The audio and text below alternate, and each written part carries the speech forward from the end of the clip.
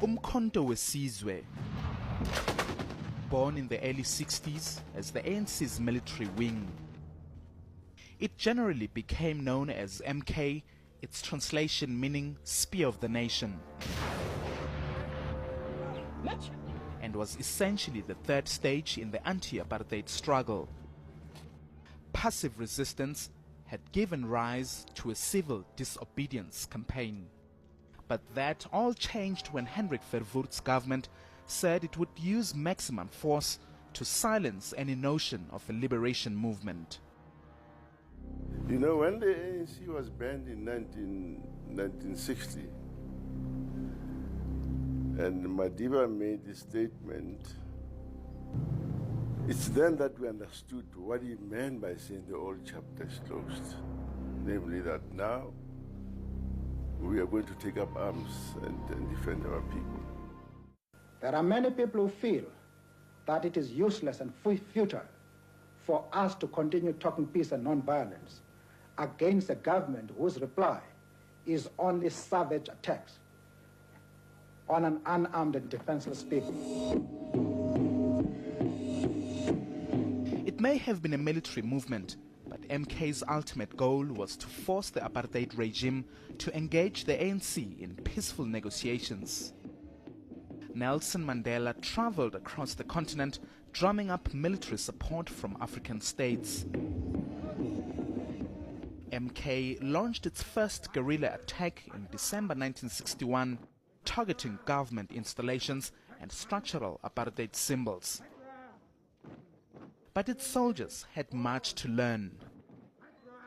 I was caught in the very first action, because we were ham-handed, we were very amateurish.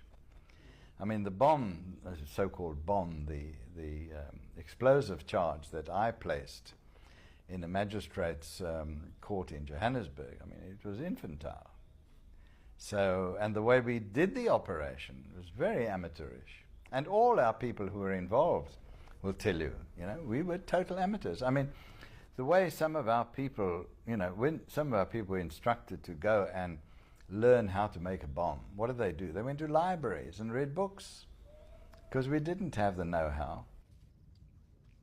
But soon after it began gathering momentum, 10 senior MK leaders, including Mandela, were imprisoned and charged with sabotage.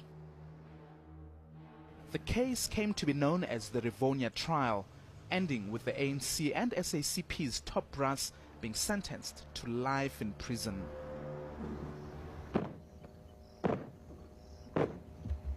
Leading liberation movements were forced underground, and some feared it was the end of Umkhonto Wesizwe. But the struggle continued. Following the Soweto uprising in June 1976, there was an exodus of young black men and women, a self-imposed exile in search of military training. Among that group was Ramatuku Maputa, who joined MK in Uganda.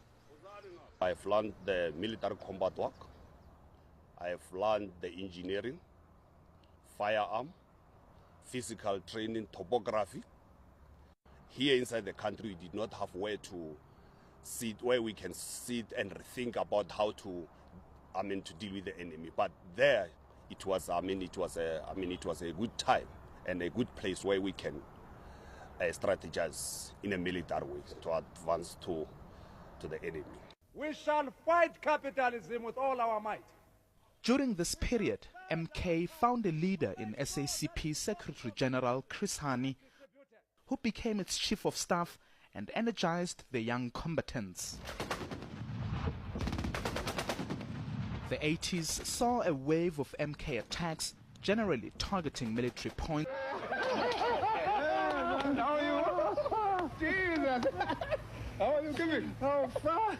As the decade wore on, change began blowing across the country.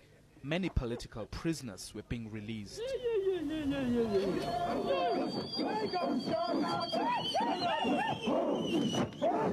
Shortly after Nelson Mandela walked free in February 1990, he visited MK camps across the continent.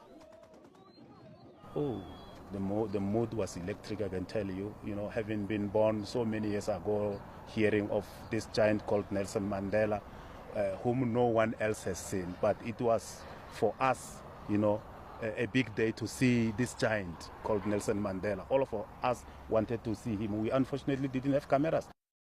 By August 1990, MK operations had been suspended in preparation for the dismantling of apartheid. Many soldiers returned home to a hero's welcome.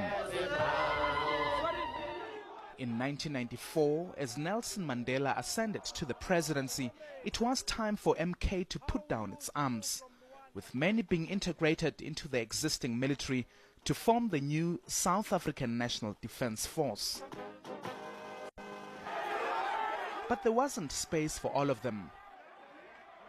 Hit by unemployment and poverty, some soldiers became disillusioned, resentment crept in. Many believe MK veterans were directly involved in a surge of violent crime, attacks often being carried out with military precision. It's an image that continues to haunt Umkhonto weSizwe's place in the new South Africa, despite its profound contribution to dismantling white minority rule.